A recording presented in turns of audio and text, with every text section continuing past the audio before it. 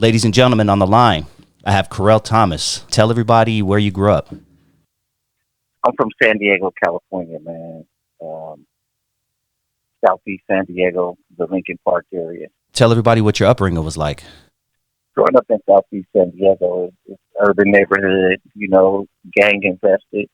And, unlike Los Angeles, California, where a lot of individuals around in this part of town is from, we have open space, so we have larger areas. In the 80s, you had the crack epidemic, like everywhere else, and it turned our streets into chaos and confusion and disruption. Like I was saying, my mom being a single parent, she got hooked on crack cocaine. And as a youngster, it was hard because, me and my two little brothers oftentimes, because of her, her addiction. This call and your telephone number will be monitored and recorded. We went without and we suffered, but back then, we didn't have no answers as youngsters, and we had to do the best we can to survive,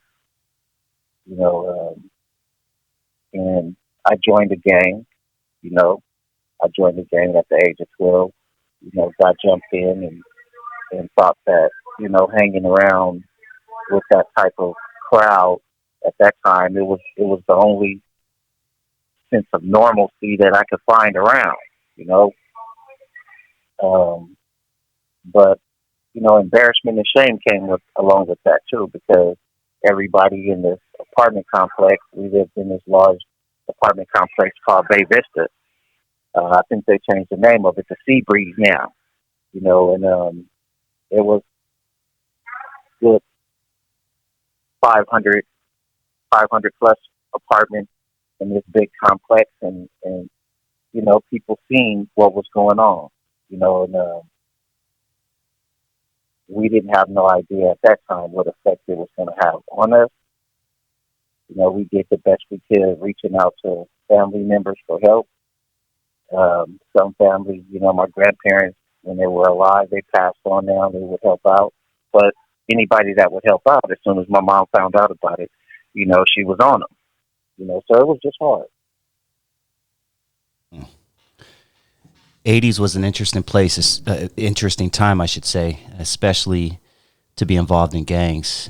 Now, is it safe? Can you tell everyone where you're from? I don't want to make assumptions, but I'm thinking LPB.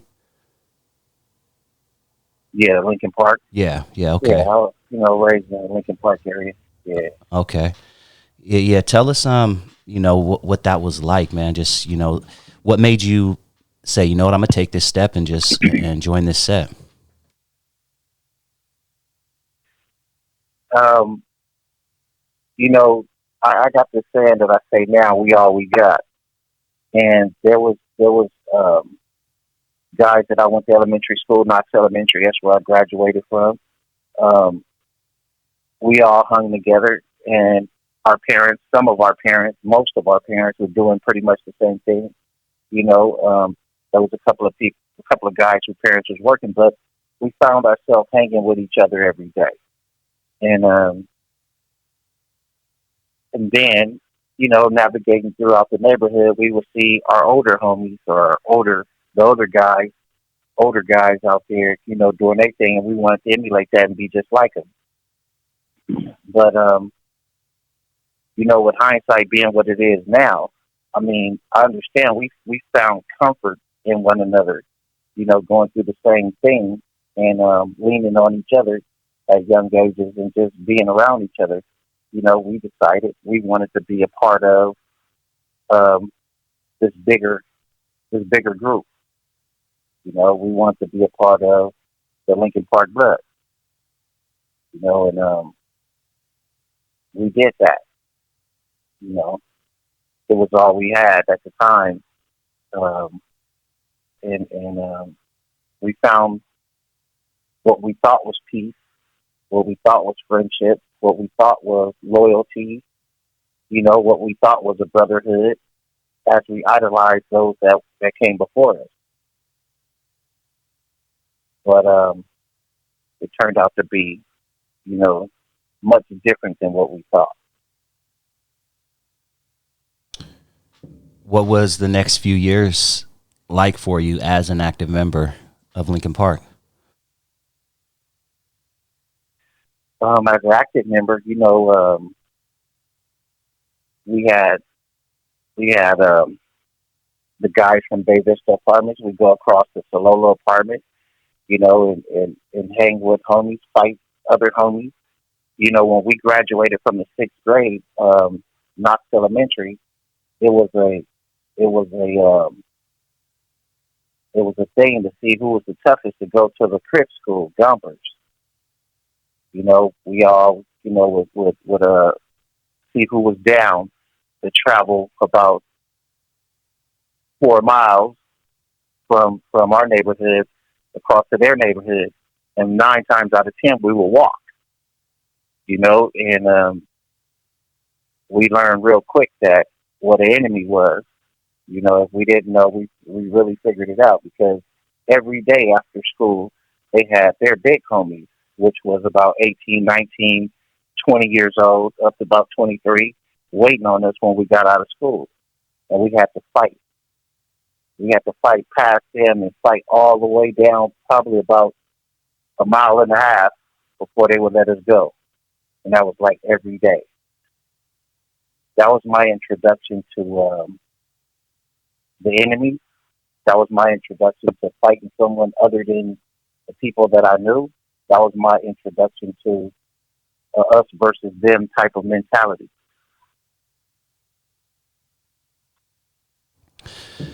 Now, as we mentioned earlier, you are currently sitting on death row. What led you to being locked up?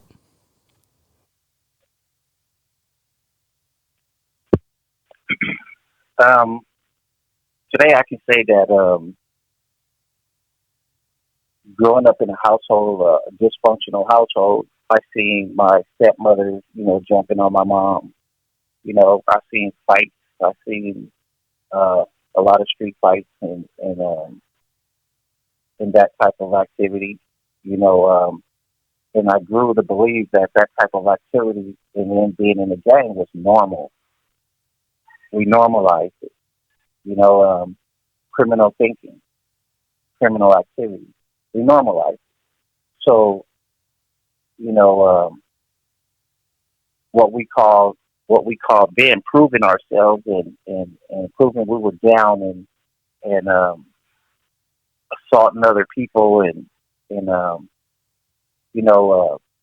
packing them out, so to speak, jumping on people or socking people out and all that kind of stuff. I mean, that came with the territory. And then it became a us versus them type of mentality. So that, growing up seeing it, growing up involving myself in it, being a product of it, being a part of it, normalizing it, it comes with also making poor decisions. And once you normalize it, it's almost like a wave, and I attribute it to like a wave at the beach. The wave comes in and the wave goes out. The wave goes in and the wave goes out. So when it's normalized, you're going with the flow. You're going with that flow. And so we see nothing wrong with it. We see nothing wrong with robbing people. We see nothing wrong with running up on guys and shooting at them, or running up on somebody and jumping on them, or taking property from individuals and all that. I was sentenced to death for I got convicted of 2 murders, and that's what landed me on death row. What is one thing that you wish someone taught you or told you during this time to make your time growing up, a little bit easier, a little more palatable? Yeah, I can definitely appreciate that question now. Thank you for asking, man, because growing up, my grandparents would tell me things, and I thought because I was younger and they was older, they didn't know what they were talking about. Um, and I talked to many people, man, and the one thing that I would have wished that people or someone would have sat me down and told me before I joined the gang what the gang life was really about, what was really happening. There is no success rate in the gang. There no one sat me down and told me that, before you get jumped into this gang, here's what you stand to lose. You stand to lose your life. You stand to lose your freedom. You stand to lose your family. You stand to lose anybody that care about you. You laying it all on the line for individuals that appear to be in your corner, have your back, uh, only to find out that's not the case. So I wish someone would have sat me down and told me what the success rate was of a gang member. Because the success rate of a gang member is minus zero. It's in the negative. There is there's no right way to do the wrong thing. And growing up in that lifestyle and joining these gangs is definitely doing the wrong thing, man. And it gives you a false sense of um, supreme power, and you will start to believe that you can do anything you want. And then, you learn that the hard way that that's not the case, because you end up in jail, you end up shot or shot at, you end up stabbed or jumped on, you can end up killed or in prison, not including death row. Yeah. Now let's talk about what was going on in your life just before you caught the situation that landed you where you are today. What was going on in your life then? In my life, um, nowadays, I refer to today when I talk about back then a lot, because I understand things a lot more now than I did back then. I was what you would call straddling the fence. One foot was in the gang life, and the other foot was in the family life. I had got married. This call and your telephone number will be monitored and recorded. Before I caught the charge, like I was saying, I was married. I just had got married, but I was still, addicted to the street life, criminal activity. You know, um, gang banging, and not so much gang banging, but active in the street life. And like I understand now, like all things, you can't do good and bad at the same time. You can't do negative and positive at the same time. It's just not going to work. I know now, but I didn't know then. And I was just trying to find my way, trying to be a better person, but still getting caught up in what I um, what I what I gave my heart to. I gave my heart to the street, and it wasn't worth it. But back then, you couldn't tell me that because I was in it, and it's just like that wave that I talked about, going back and forth. It's not until you wake up and realize that what you're doing is wrong when you start to feel that clash with that wave. It's no longer a solid system for you no more. And so I didn't catch on back then, man, and I just kept doing what I was doing and hanging around the people that I was hanging around. And I'm a protective type of person, so I learned how to fight really good early. And my thing is, anybody that I cared about, because there was no hugs in my household or I love yous in the household, growing up, I would fight for the people that I cared about. That was the way that I showed my love. That was the only way I knew how to show my love. And so um, every time I did that, I got myself caught up in some kind of way. And here's another example of me. going into somebody's defense and then, suffering because of it. Okay. And this is the part I want the youngsters out there to pay attention to, especially the ones who are in the streets doing their thing, thinking that everything is fine, but tell us how you felt when the judge told you your time, and not only your time, but your sentence of death.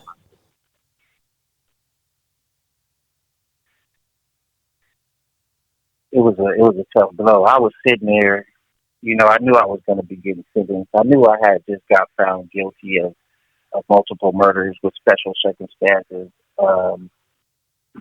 I knew that something was wrong with what happened to me, but This call and your telephone number will be monitored and recorded.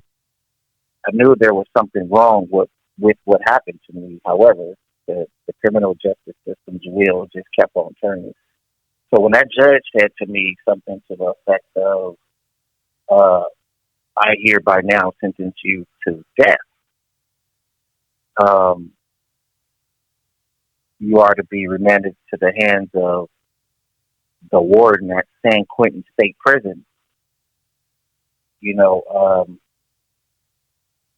That was a tough blow. It hurt. I'm not gonna lie to you, man. I mean, there's so many ways to go with this, but I'm just gonna be real because this is for the youngsters out there. This is for anybody, who's really paying attention. It hurt. We can talk about being mad. We can talk about being frustrated. We can talk about being angry, but that hurt me. For my family behind me sitting in there to hear a judge tell me that they're planning to kill me. They want to kill me. They want to strap me down to a table, inject my veins with poison until my heart stops. That hurt because no matter what, I knew I didn't deserve that. I knew I didn't deserve that. I wasn't important enough for these people to help me growing up when I needed help. But now I've become important when it comes down to them planning to murder me. That hurt. Thank you for sharing that. Oh, man, what all right, so what's going on mentally? How do you mentally deal with the fact that, not only will you be spending time behind bars, but you're eventually going to, be put to death? Like when everything's said and done, the hurt's out there, you're sitting in your cell. Did it hit you right away? Did it take you some time to adjust? Talk to us about, maybe the first, time that you sat in your cell and what was going on. Well, we could talk about the first time I sat in my cell, and I write about that. Just on the travel there, I was contemplating what death row would look like, and when I got there and I sat in that cell, they had me in a special cell. I guess it was like a suicide watch type cell because I just had got there. It's a little concrete box with double doors in there, one bar door and one solid steel door, and they come check on you, throughout the day and night. You don't know what time it is. You can't see no clock on the wall. Can't nobody hear you. You're just inside of this solid concrete box, and it's designed to deprive. I didn't understand it, but I'll tell you this. That was not as bad as sitting in my cell one day and receiving this dinner tray. And I wondered why we were getting fed so good this night. And I asked the old man, the old man next door, like, hey, why are they feeding us like this? They feed us different than other buildings. He said to me, you don't know what's going on? I said, no. He said, they're killing somebody tonight. This was after being there maybe about 5 months. That's when it really set in to me that this is real. What the judge said is real, and I just moved one step closer to that chamber, that death chamber. And I sat up all night wondering, what is this man thinking? What is this man feeling? You know, and I couldn't grasp it. But the one thing that I realized at that moment, that the situation was real, and these people really wanted to kill me.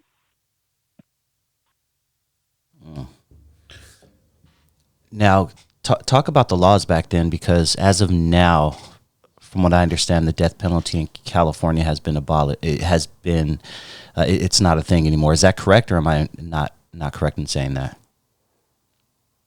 Well, that's not correct. Okay. So, and it's no big thing, you know, to not know. The thing is, there's what's called a moratorium, a de facto moratorium. There was a de facto moratorium, meaning, you know, that it had been on pause up until 2006 was the last state-sponsored murder. I call it state-sponsored murder. People call it executions, but this is the I call it a murder because the state has, as they charged us with premeditation. This call and your telephone number will be monitored and recorded. It's with premeditation that they sit you there, and their plan is to murder you, and they do it. So the laws back then, because of so much dysfunction with that, and what I mean by that, poor lighting, poor record keeping, they wasn't keeping the drugs properly. They couldn't tell if there was pain associated with, you know, the searching for the veins and all that. Because of all these things, a small room, you know, things like that, the state and federal court had a hand in dismantling death row. So that's what caused the de facto moratorium in 2006. What you see today is the governor of California, Gavin Newsom, he came into office and he ordered them to dismantle it, physically dismantle the chamber. So everybody thinks that Gavin Newsom shut the death penalty down, but he hasn't. Cases are still going through the court system. And if they were ever successful at doing what the federal court and the state court ordered them to do, which I doubt if they would be able to, another governor can, get it back started again. And they got about 40 people right now who have exhausted their appeals, and they will be up for execution in California. Okay. You know, you mentioned 2006. Let's rewind just a year before that. And Tookie Williams is someone that you knew personally, correct? Yes, sir. Yes, sir. Okay. Can you talk to us about that? Hey, it's yeah, you know, I remember when I first saw Tookie when I got there. I got to death row in 1999, and it was around 2000.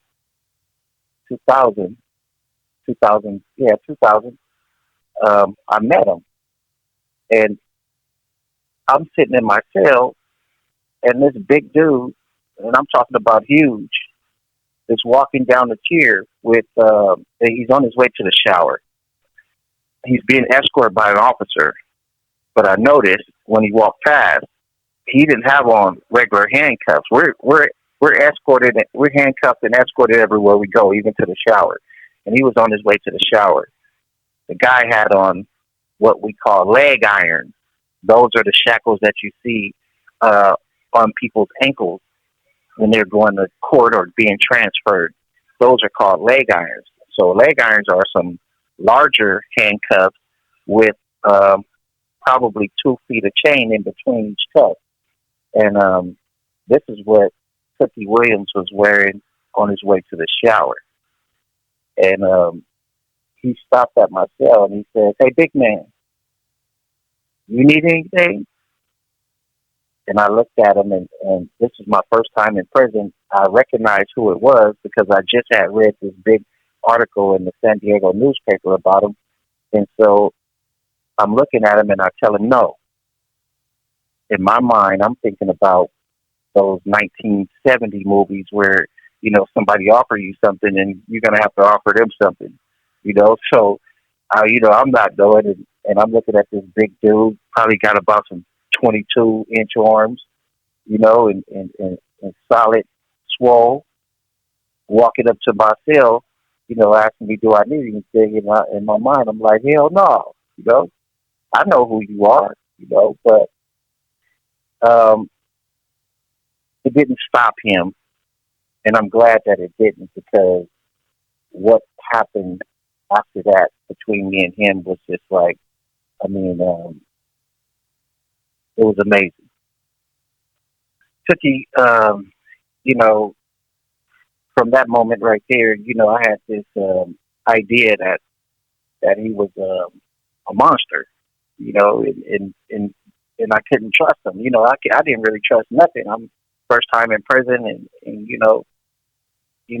but it all started when I was going to the yard one day, and he was playing basketball, and he said to me, "Hey, big man, you think you can hang with me on this basketball court?"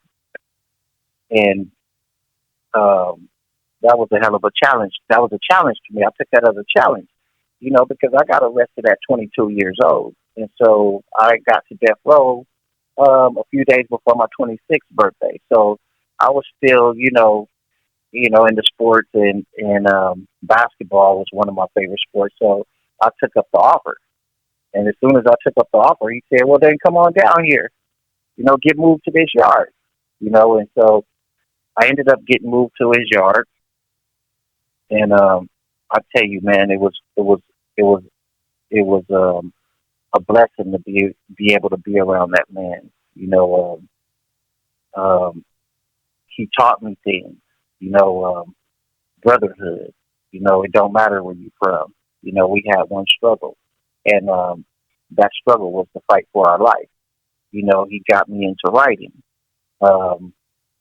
Whatever he was with education, and he had certain people in position to assist others, on that yard with whatever you wanted to do. If you wanted to do artwork, he had a corner with people that was doing artwork. If it was math that you needed, he had people that was there to assist with math, reading and writing.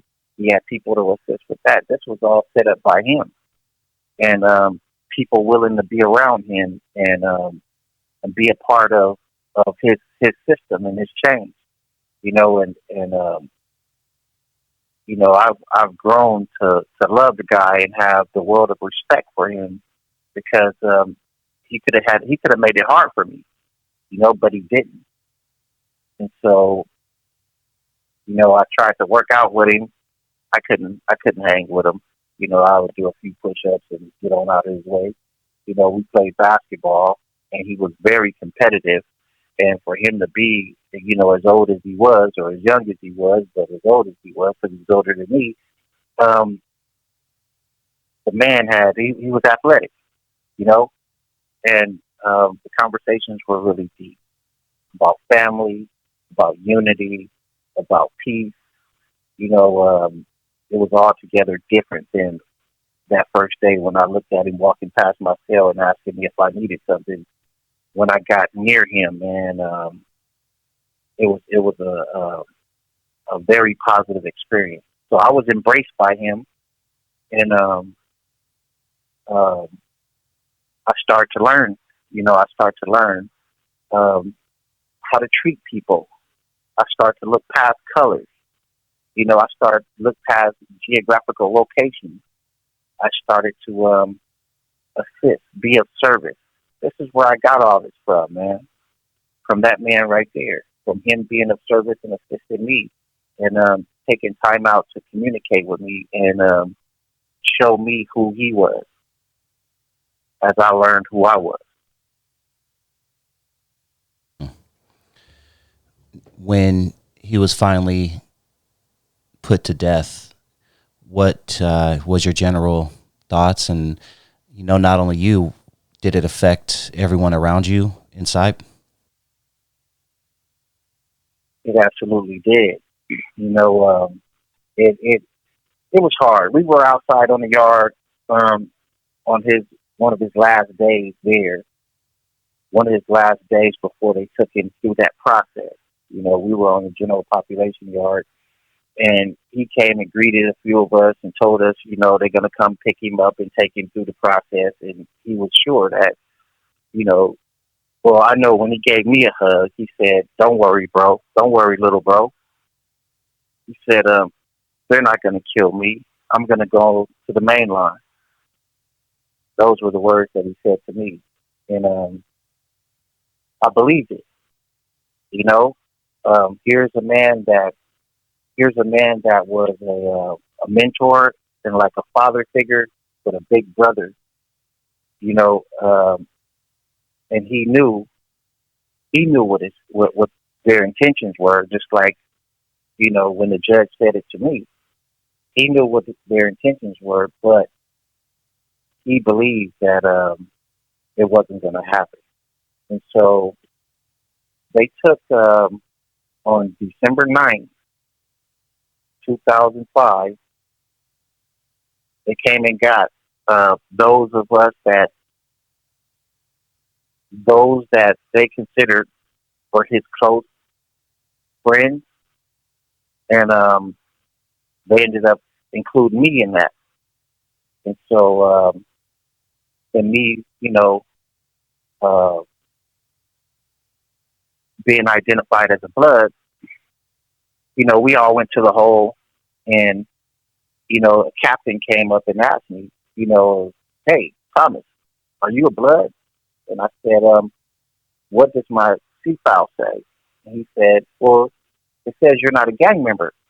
He said, "But if you're a blood, you shouldn't be over here. We got you by mistake." And I said, "I'm not a gang member."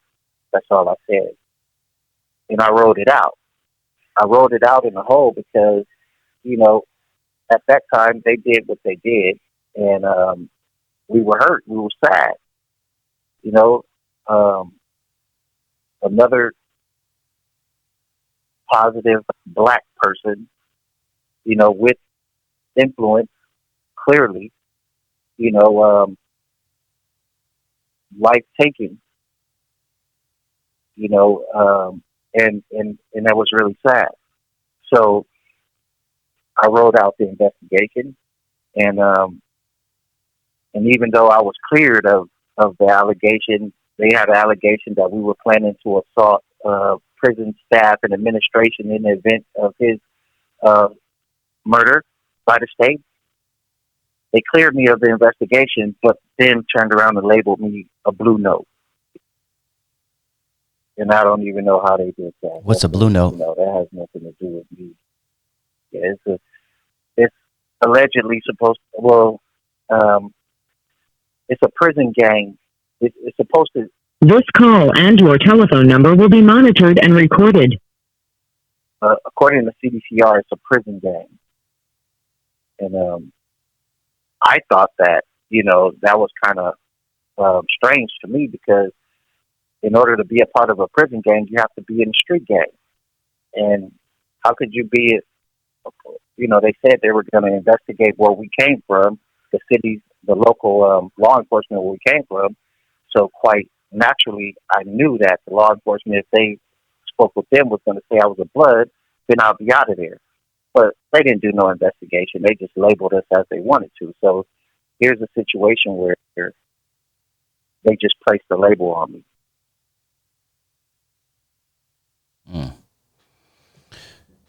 Now, but I believe, go ahead, keep going. Going through that investigation for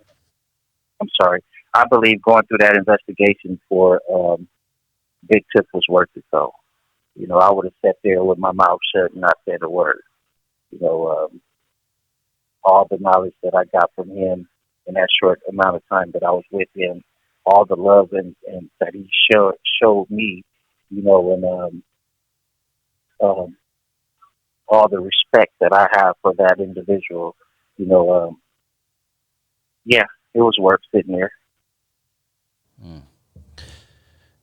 Now, as of now, you yourself, do you have a date that is set for you, to be put to death?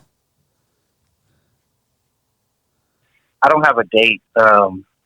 Thank God, I'm blessed not to have a date at this moment, but my case continues in court.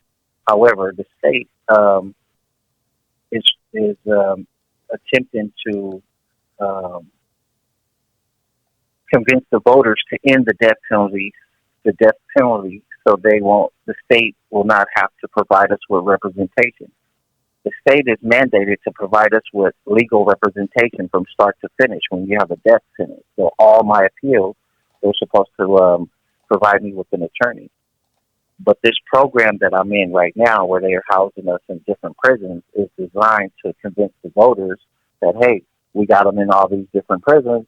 We don't need a death penalty. We can just give them life. If you vote for life, they have life without the possibility of parole, and they'll just die in prison. But they're, one hand behind the back is they wouldn't have to pay for our representation. So right now, I'm in court. I found a way to get in court a petition for resentencing. And so far, it's looking very promising right now. And I'm blessed. I'm blessed to, I've written over 200 letters to law offices. This call and your telephone number will be monitored and recorded. I've written over 200 letters to law offices, attorneys, law schools, innocent programs, and all this. And one by one, I just get rejected. But God blessed me with an attorney who was retired, who came out of retirement to take my case after reading the transcript. And it's no one but God. No one but the Creator, man. We mentioned offline that you're also part of trying to abolish the death penalty. Can you talk a little bit about that and your fight for that? Yeah. They have movements. They have organizations, campaign to end the death penalty. I'm a part of campaign to end the death penalty. I'm a part of death penalty focus. These are organizations that are pushing to end the death penalty.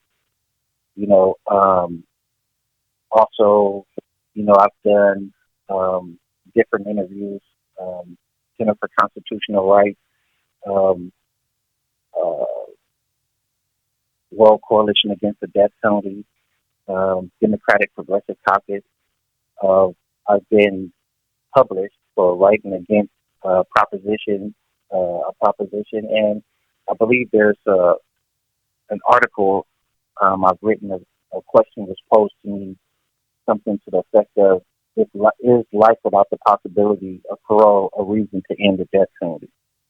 And I answered that, and they published that. It's just an ongoing thing. Myself, I also did live from death row interviews with Rainey College up there in Northern California. Myself and Kevin Cooper, another death row inmate who's been fighting for his freedom, and it's just it's a movement, man, and we got to keep moving. We got to keep moving. If we don't, we know what they want to do, and I just hope that I can reach somebody out there, man, who's active in negativity and a negative lifestyle, thinking that the negative lifestyle was good, or thinking about entrance to gang life and the negative criminal life. You have 60 seconds remaining. There's no good ending in that. And one thing I do know, none of us are going to be the last man standing. And so by entering into that arena, what you're doing is putting a bigger target on your back and making your world smaller. We talked about earlier you being 12, jumping off the porch, joining the gang and everything. If you could talk hypothetically to a 12-year-old you, what would you tell him?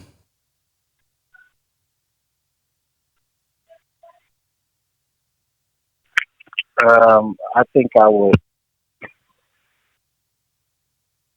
tell him a lot. Knowing that he's contemplating, thinking about joining the gang, my first words would be, "Don't do it. Don't do it." You know, there's no, there's nothing good at the end of this. You know, there's nothing, there's nothing to gain. You're not going to own no property. You're not going to get no checks. You're not going to get nothing but a life of destruction and death, prison. I wish someone could have told me that. You could end up on death row for joining the gang. And I definitely wouldn't have done that.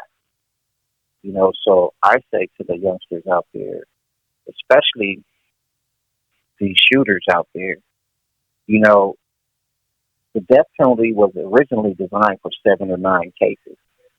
And those 7 or 9 cases were what they consider special circumstances and made you eligible for the death penalty. 7 to 9 cases. Today, for the shooters out there, there's at least 41 special circumstances out there, which means just about any murder can make you eligible for the death penalty. And I say to the shooters because, these guys out there today think it's some sort of sense of power wielding that gun out of a window or running up on somebody or shooting into a crowd. And they don't even know the effects of their decisions. It's more than just that person that you affect. You're affecting yourself, your family, your community. You're affecting that individual, their family, anybody that loves you, anybody that loves them. And then you're shortening your lifespan, because if you end up in prison, I have a death sentence, but I've seen people die on these prison yards who didn't have a death sentence. So, it's not a game being incarcerated, locked up in prison. No matter what your sentence is, once you're locked in these 4 walls, it is a potential death sentence because anything could happen at any time. And there's no guns for us in here. Only the correctional officer. This call and your telephone number will be monitored and recorded. There's so much you can do with your life. You got guys in here who were gang members who are getting out to go work, to go back to school. So the best thing I can say for one that's out there now is stay in school or go to school.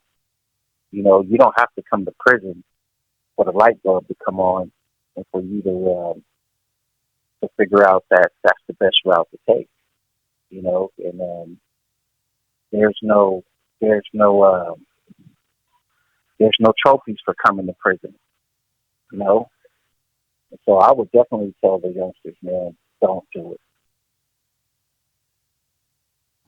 Thank you for sharing that. What's next for you, and what's next in your fight to abolish the death penalty? As far as my fight to abolish the death penalty, it's continuous work. It's continuous work in reaching out to the people and have them understand what it's really all about. What it's really all about. And I believe once they understand what it's really all about and what's really going on, we'll change the narrative.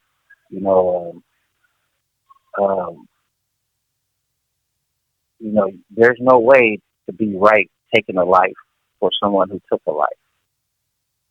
You know, one accused of taking a life, the state says we'll take their life.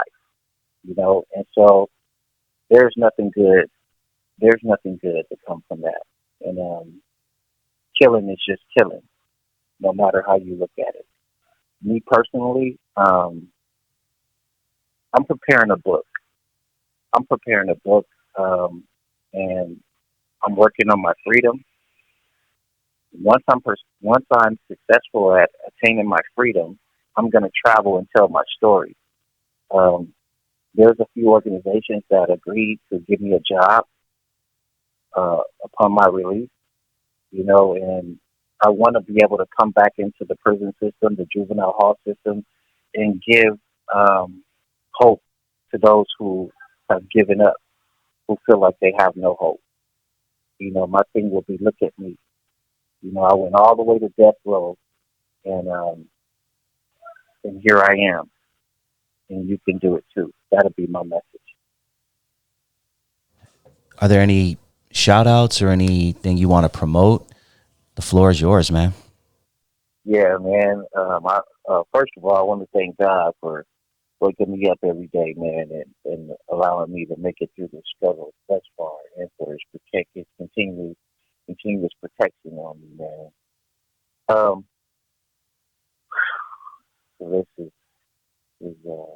yeah, I want to thank my attorney, Miss Mary Ellen Atridge. For just taking time out of her life to represent me. She she's been instrumental in this. Came out of nowhere, man. A blessing from God. My investigator, Athena Pimpin, Rock Muhammad, Anthony Robinson, Celia Walker, very instrumental person in assisting me with writing and with mentorship.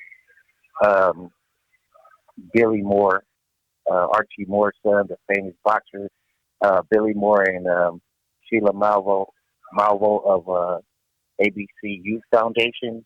I have Layla Aziz, Connor Robinson, and Rio of Participatory Defense and Pillars of the Community. I want to shout out the Asian Solidarity Collective, Gina Burns of Moms Against Torture, Cheryl Canton, Treat Me, Don't Mistreat Me, Silicon Valley Debug, Showing Up for Racial Justice. And I want to thank my wife for being instrumental in my life, Nita, for being instrumental in my life and keeping God, showing me how to keep God first, man. And just being the backbone of my movement. She got in there, she hung with me, man, and just been a positive force in my life, and I'm grateful for that.